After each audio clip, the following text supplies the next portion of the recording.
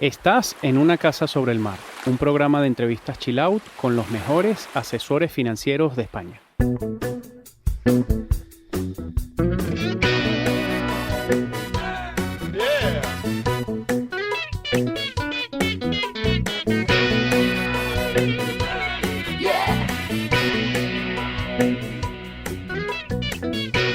Hola a todos, gracias por acompañarnos en el programa número 36 de nuestro podcast Una Casa sobre el Mar, patrocinado por Lombia Capital.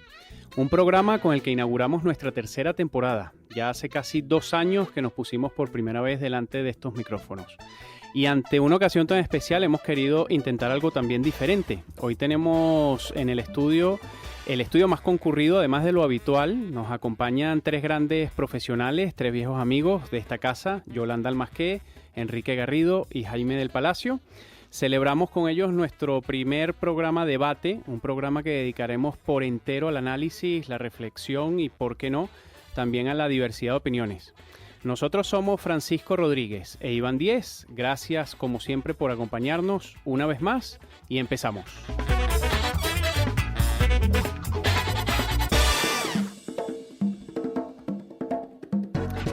Amigo, qué gusto arrancar temporada también acompañados aquí en el estudio. Desde luego, porque hoy tenemos un plantel de lujo. Tú ya lo has dicho los nombres. Tenemos a Yolanda Almasqué, que fue protagonista junto con su padre Joaquín de nuestro programa 29. Ella es CEO de FIF, Fondos, Inversiones y Finanzas, y de hecho se ha hecho CEO después de más de 20 años dedicado a su empresa. Ya nos lo anunciaron en primicia, en el programa que tuvimos con ellos.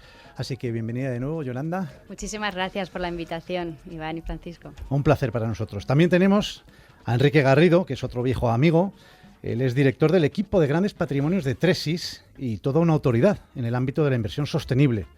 Doy fe de ello, porque además está en la asociación de SpainSIF, que es el Foro de Inversión Sostenible.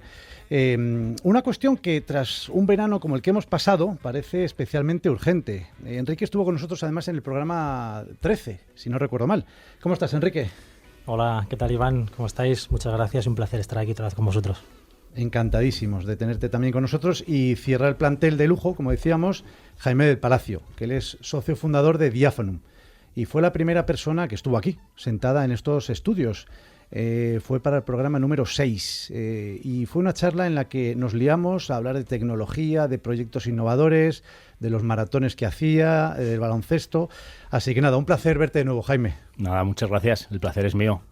Así que nada, como decíamos, una compañía de lujo para arrancar esta tercera temporada y esta segunda parte del año. Oye, en todas las entrevistas han marcado ustedes tendencia y les recordamos además con mucho interés, mucho cariño, porque lo que decía Iván, ¿no? Cada uno de ustedes han tenido un espacio especial en nuestra casa sobre el mar.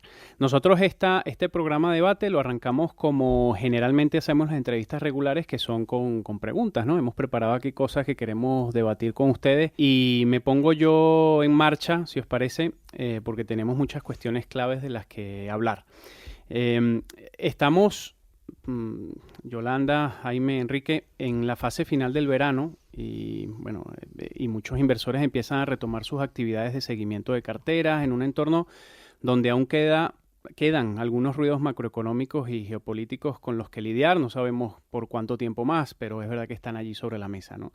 Uno de ellos, y quizás el más relevante en el corto plazo, es la llegada de una inflación anormalmente alta, y la estamos viendo no solamente por lo que nos dicen los bancos centrales, sino porque lo sentimos directamente en nuestros bolsillos, ¿no? Todos. Ustedes como asesores, ¿qué estrategia están poniendo en marcha, suponemos que desde hace ya varias semanas o meses, para intentar reducir el efecto sobre las carteras de vuestros clientes? ¿Qué estrategia particular está aplicando cada uno? ¿Quién quiere arrancar? Pues venga, empiezo yo mismo. Grande.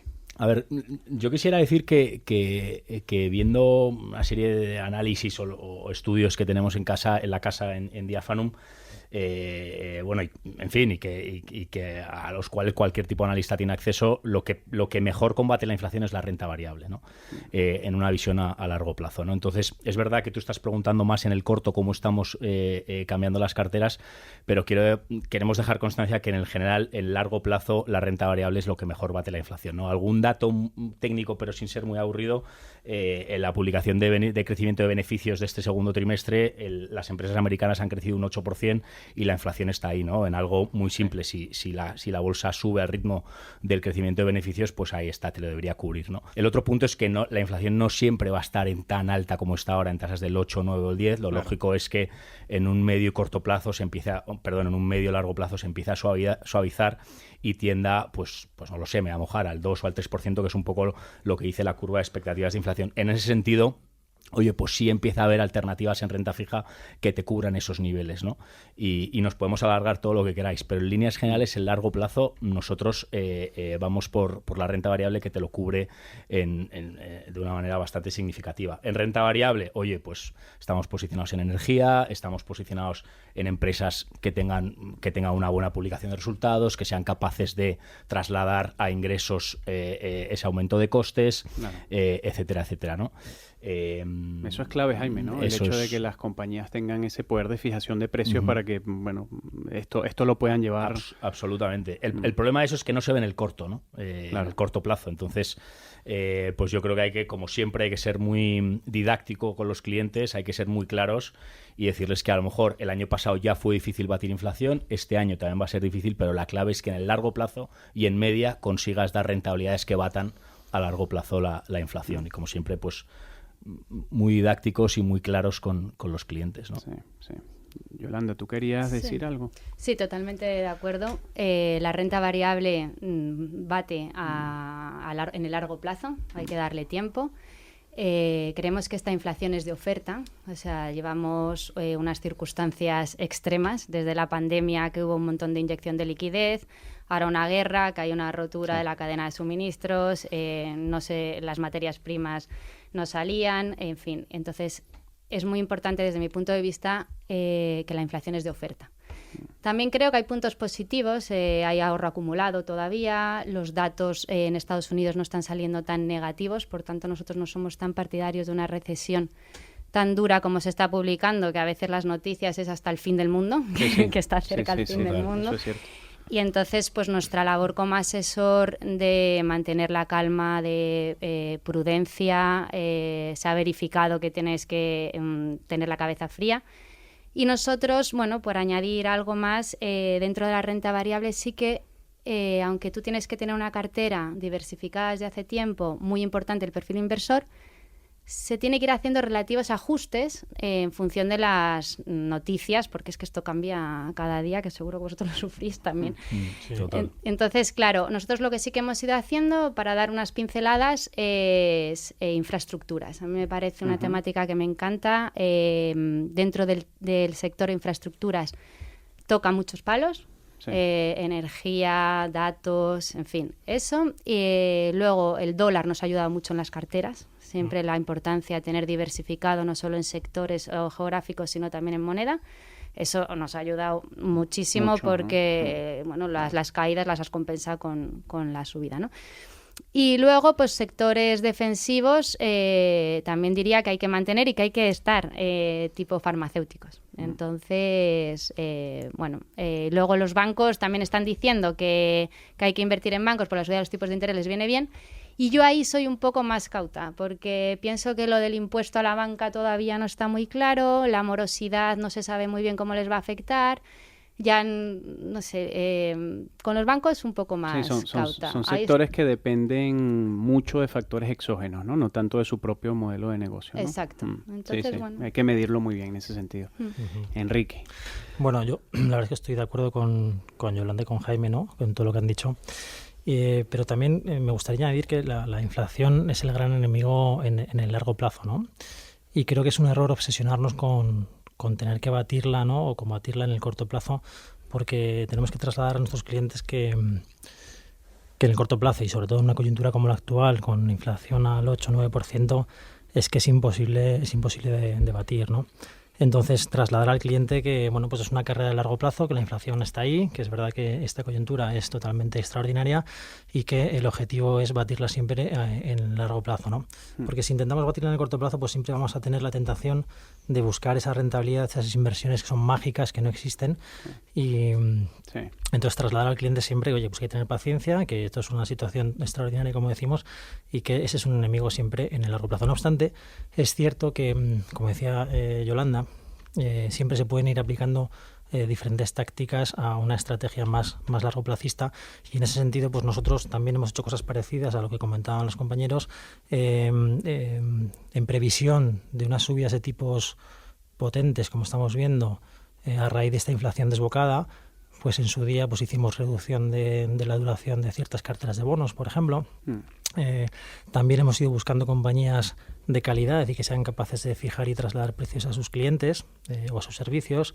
En fin, ciertas tácticas que consideramos, bueno, pues que se pueden ir aplicando para ir batiendo en la medida posible a esta inflación, ¿no? También es verdad que el dólar ha ayudado muchísimo este año, y a estos niveles estamos aplicando coberturas parciales.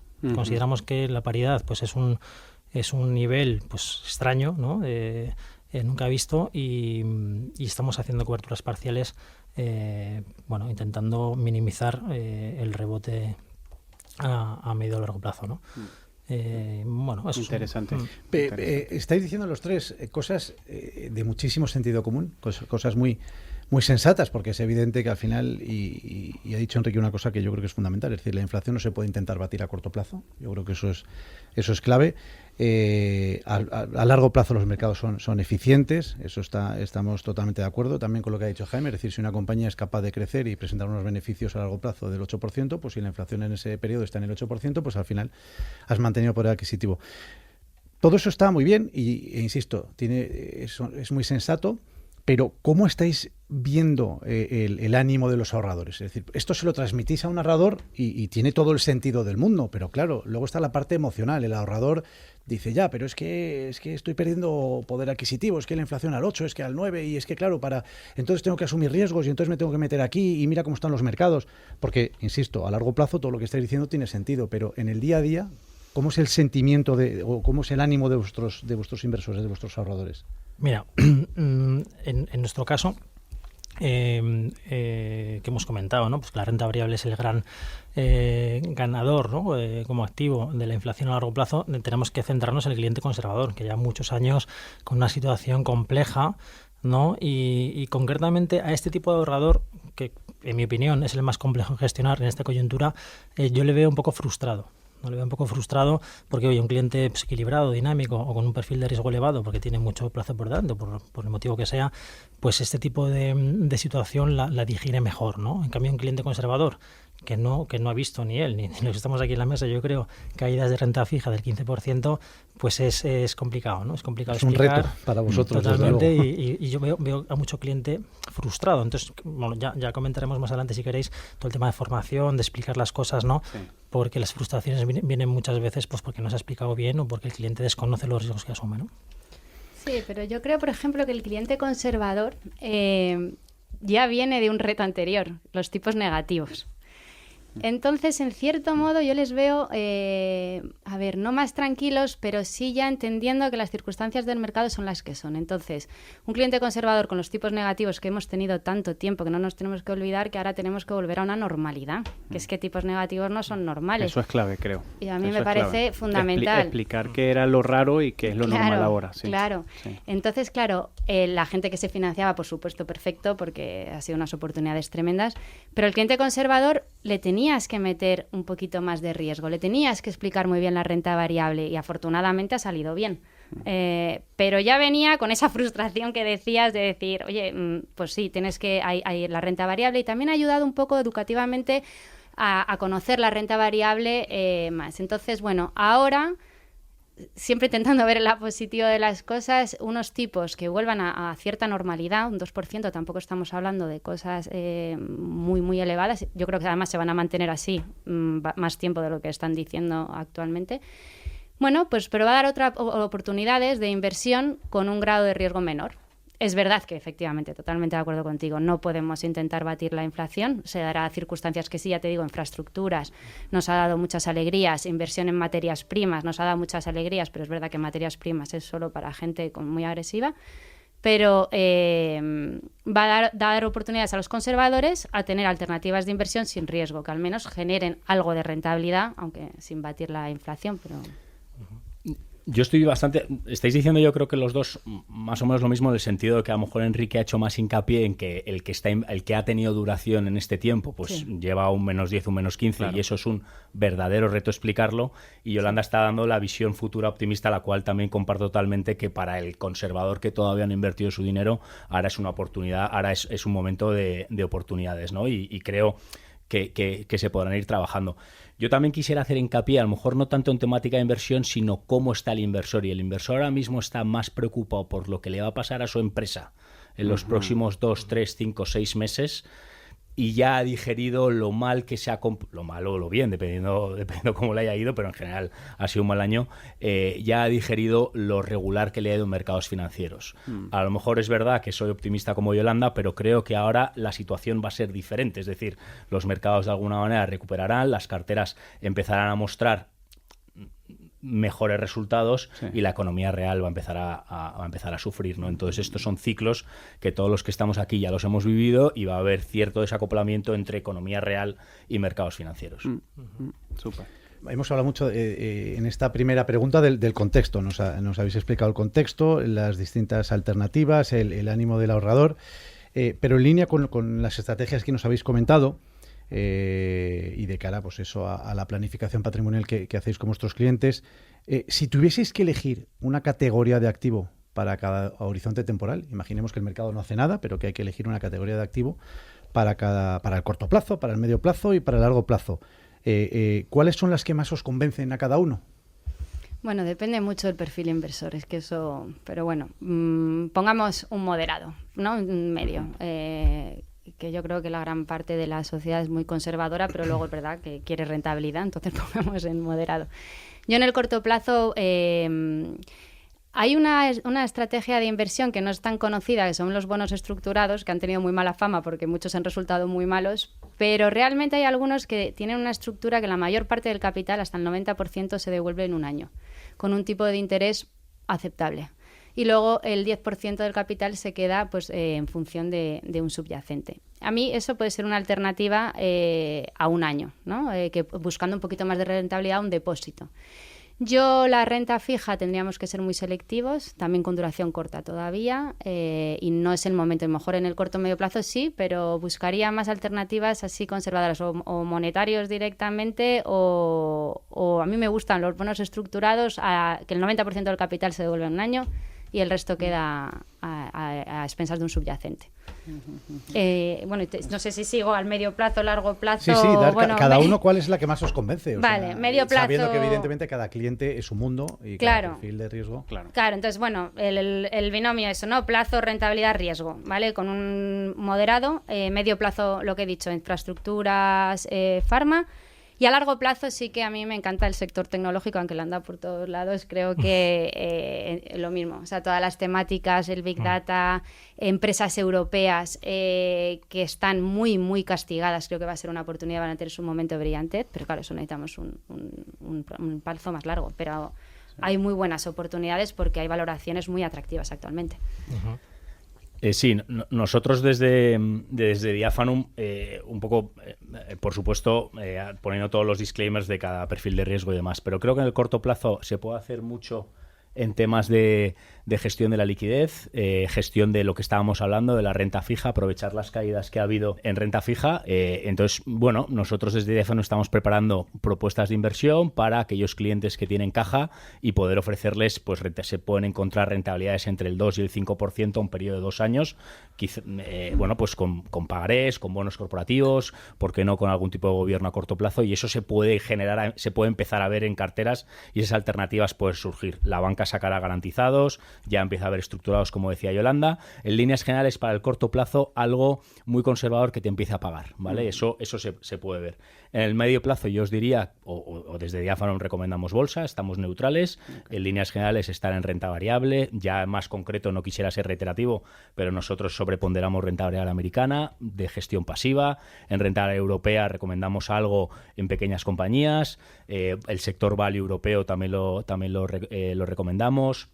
La tecnología que decía Yolanda, energía, sector salud, pero en líneas generales son momentos, o sea, los PERs de las bolsas están en media histórica o incluso por debajo, como el cual para el medio plazo sería una alternativa de inversión. Y luego para el largo plazo yo sí quería abrir una lanza, porque desde Diafanon estamos destinando muchos recursos a ellos y acabamos de fichar un equipo que va a dar ese servicio al tema de asesoramiento de ilíquidos. El mismo servicio que estamos dando de una forma independiente en gestión de carteras más tradicionales, pues vamos a dar exactamente lo mismo a un asesoramiento de ilíquidos, ¿no? Entonces, ahí, oye, pues es verdad que en valoraciones también llegará este recorte en el mundo de los ilíquidos, pero en líneas generales apoyándonos en este equipo que, como os digo, acaba de empezar y vamos a poder ofrecer un muy buen servicio. El largo plazo nos puede dar muy buenas rentabilidades por ese segmento. Has dicho dos cosas, Jaime, interesantes, que es que antes hablábamos de perspectivas. La primera pregunta fue sobre inflación, cómo vemos el contexto actual.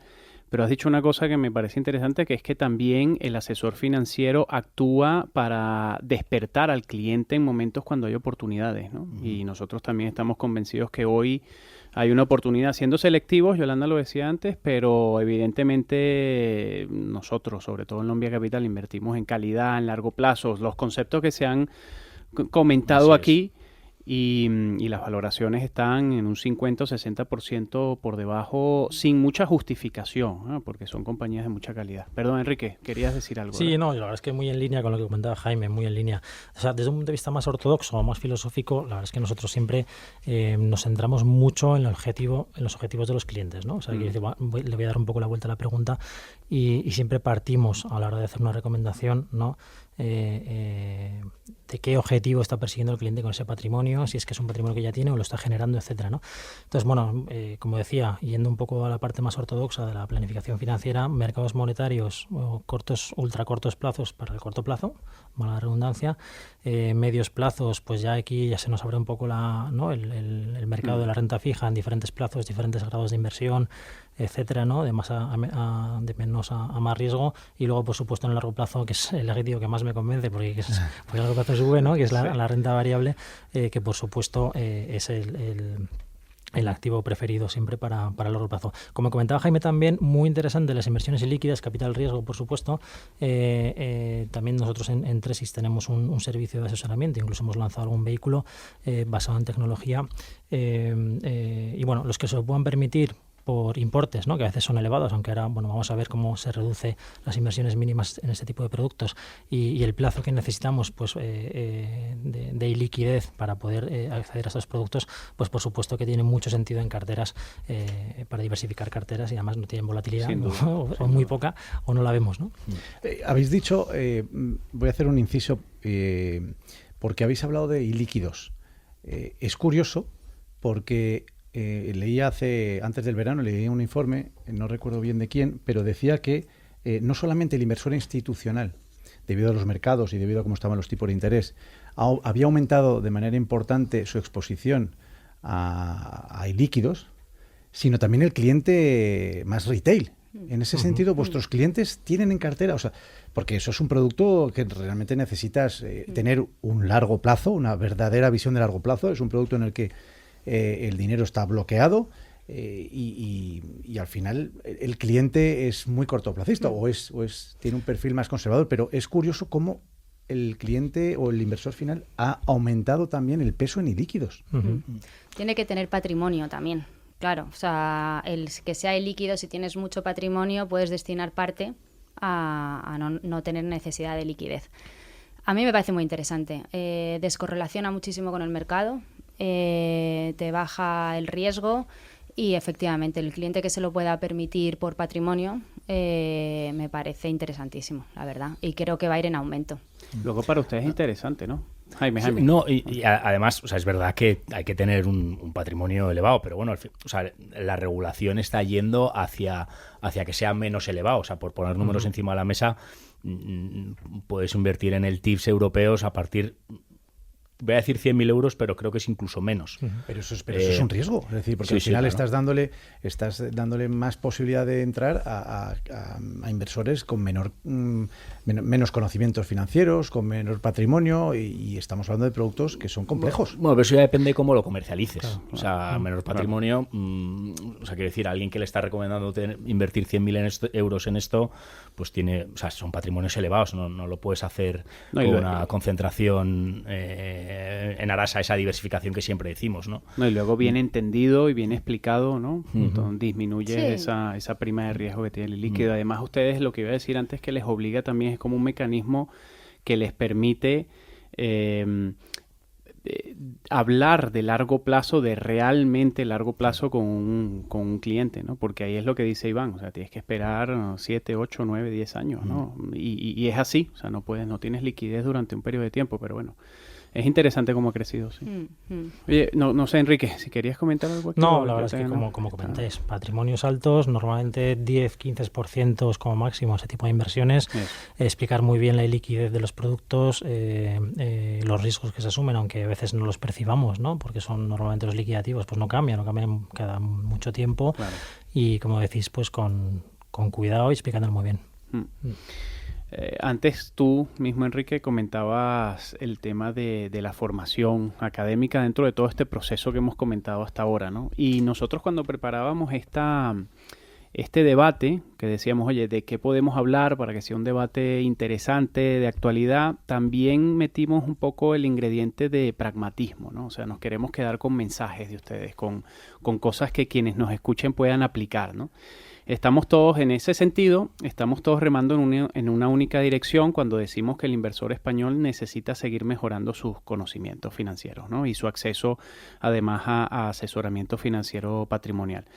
Pero llevémoslo a la práctica, ¿no? Y deshojemos aquí alguna propuesta en concreto que pondría en marcha cada uno, ¿no? Tenemos muchas cosas que el sistema nos permite seguramente mejorar, ¿no? Nosotros una de las cosas que vemos totalmente necesaria e imprescindible es empezar a formar desde las escuelas, ¿no? Desde que la gente es pequeña, ¿no? Desde que eres un niño, que puedas entender lo que es el uso del dinero, lo que es entender realmente, ese concepto que es tan difícil de afianzar en nuestra sociedad como tal, que es el largo plazo. Para mí es una de las cosas más difíciles como sociedad que tenemos, porque vivimos en la inmediatez, ¿no? Bueno, dar a entender la relevancia, ¿no? De planificar. ¿Qué se les ocurre a ustedes? ¿Qué propuesta hay por allí que podamos...?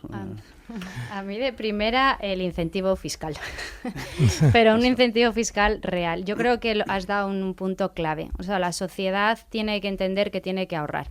Sí. Sea cual sea su nivel de ingresos, cada uno a su nivel y más ahora que las arcas del Estado se van... Claro. Entonces el gobierno para mí se equivoca en algunas cosas, como es endemoniar a los bancos.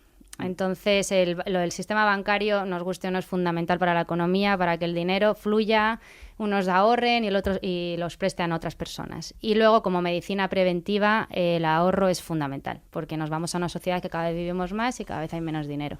Y esto es algo que tienen que entender efectivamente desde bien pequeños, o sea, desde la escuela. Entonces, mi propuesta primera... A ver, apuntamos aquí. Es... Sí, porque va al gobierno esta propuesta. Sí, claro, para cuando vayáis a hablar esto vaya... con el presidente. Señor presidente, un buen incentivo fiscal que anime a los ahorradores, bueno, a todos. Es que, ya te digo, yo creo que es independiente del nivel de ingresos. Claro, a cada uno le costará más, efectivamente, una persona que tal... Pero bueno, al menos tener el concepto, ¿no? Y para eso un buen asesor, o sea, yo creo que nuestra labor, con toda la humildad, es fundamental. Confianza. Nosotros entendemos muy bien al cliente. Yo digo, no nos pueden sustituir por las máquinas porque, mira, una misma persona con un mismo sueldo, con una misma edad, es totalmente diferente a otras circunstancias personales que cambian, tener la empatía realmente. Entonces, eso, pero para que la gente realmente lo haga, porque es un incentivo fiscal, tienes que premiarlo de alguna manera, y de hecho los planes de pensiones, al final va a haber una reforma, yo pienso que va a ser desde las empresas incluso, ¿no? Que obliguen a meter dinero en un plan de pensiones, porque nos vamos a una sociedad complicada y de personas mayores con pocos niños y bueno, pues fundamental. Sí, no, completamente de acuerdo, Yolanda, contigo. O sea, yo no tengo una propuesta concreta, pero al final insisto en lo que comentabas, Francisco, de que lo fundamental es la formación desde que eres un niño hasta que terminas el colegio, empiezas la universidad o la formación profesional.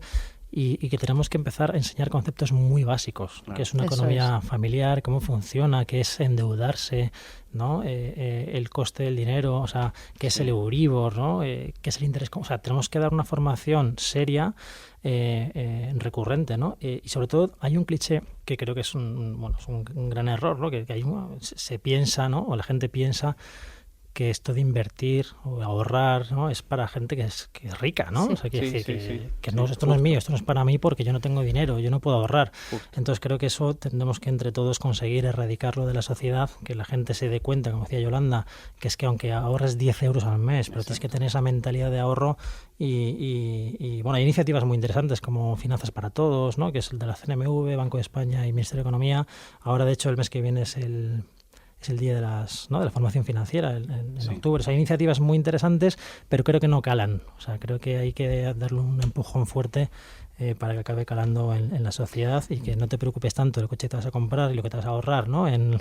¿no? O sea, que te tiras 3 meses escogiendo una lavadora o un móvil, ¿no? Y no te preocupas de qué te venden en el banco o ¿no? O de dónde estás tu dinero, ¿no? Luego es verdad que hay modelos, no solo en Europa, sino hay modelos, por ejemplo, Iván y yo, que vemos mucho cliente latinoamericano. Por ejemplo, hay modelos que podemos copiar. O sea, no hay cosas que ya están inventadas que funcionan muy bien. El otro día nos comentaba uno de nuestros inversores que está en Chile, que a ellos les obligan, al empleado chileno les obligan a apartar justamente eso, Enrique, el 10% de tu salario, y eso va a un sistema privado de pensiones, que además te garantiza, bueno, ahora, si entramos en el tema político, estamos aquí 2 horas, ¿no? Te iba a decir que precisamente el gobierno lo que está haciendo es al revés, ¿no? Claro. Minimizar el mínimo en planes de pensión, o sea, en planes de pensiones, etcétera. Uno de los mejores sistemas en Latinoamérica que funcionaban, están haciéndole eso. Pero quiero decir, por lo menos la base era que tú tenías que ir trabajando lo que decías, Yolanda, tú en un fondo propio, ¿no?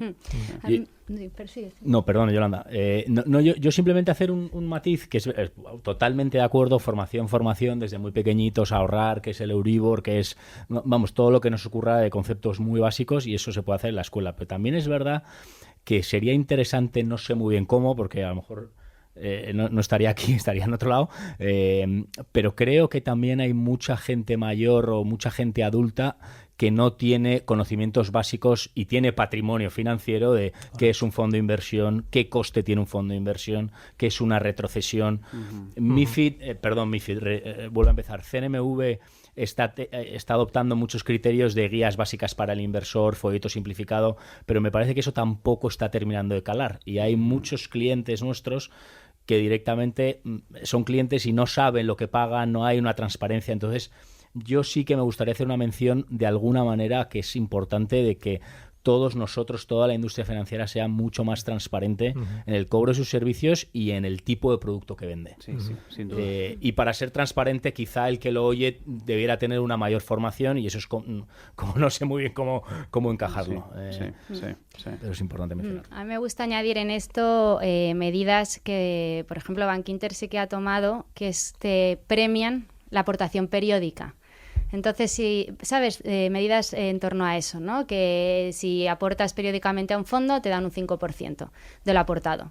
Pues temas así, pues, oye, incentivan a que el cliente haga aportaciones periódicas, que a mí me encantan porque realmente suavizas el riesgo de entrada. O sea, tiene muchos beneficios. Es una pena porque es que podríamos estar aquí mucho más tiempo, pero bueno, vamos a ir finalizando ya. Por finalizar, porque habéis dejado muchísimos mensajes, pero ¿qué mensaje final enviaríais a todos esos inversores que acaban de llegar de vacaciones, que van a afrontar este último tramo del año, este último cuatrimestre, ¿qué le diríais en una frase, en dos frases, que se queden con un mensaje ahora que llegan y ven y tienen que volver a la cruda realidad? ¿Qué les diríais? Pues paciencia. Totalmente. Que se centren en sus políticas de inversión, que yo creo es la clave. Que las revisen si consideran que es necesario, que ha cambiado algo en su situación personal, familiar, empresarial, que no miren los mercados todos los días, ¿no? Porque eso fundamental. Es muy peligroso y es muy tentador, y al final mirar los mercados todos los días, el ruido que hay constante te empuja a tomar decisiones pues erróneas, ¿no? Muchas veces, y evitar sesgos conductuales, ¿no? Y bueno, intentar no predecir los mercados, etcétera, etcétera, ¿no? Yo me quedo con eso. Perfecto. Yo avisar que va a haber volatilidad y que paciencia. Yo creo que eso ya lo sabían antes de irse. Sí, pues que vamos a seguir con volatilidad, pero que hay noticias positivas y que en el medio largo plazo, que las noticias que están dando, hombre, hay muchísimos riesgos sobre la mesa que hay que capear y hay que navegar, ¿no? Y hay que hacerlo, pero que en el medio largo plazo hay buenas oportunidades.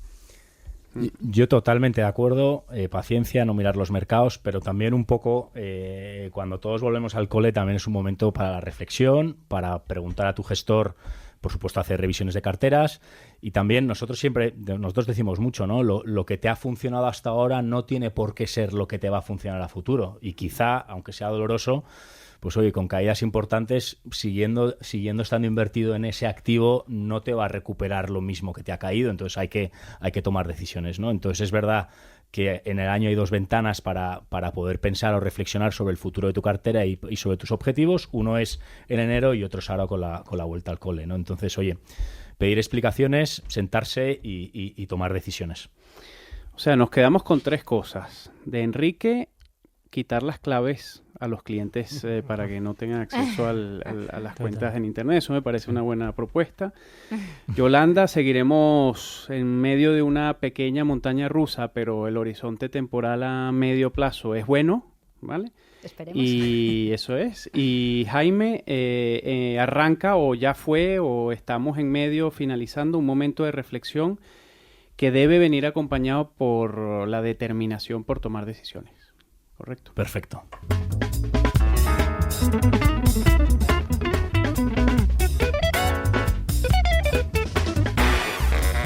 Oye, Yolanda, Jaime, Enrique, ha sido como siempre un placer. Nos ha encantado tenerles aquí de nuevo en nuestro estudio además. Ustedes son parte activa de esta casa desde hace mucho y les agradecemos que hayan podido acercarse. Además de que trabajemos juntos en la misma industria, sabemos que sois amigos y esa cercanía y esa profesionalidad se lo agradecemos muchísimo. Gracias por vuestro tiempo esta tarde. Muchísimas gracias a vosotros. A vosotros, muchas gracias. Muchas gracias. Ha sido un placer teneros, de verdad. Igualmente.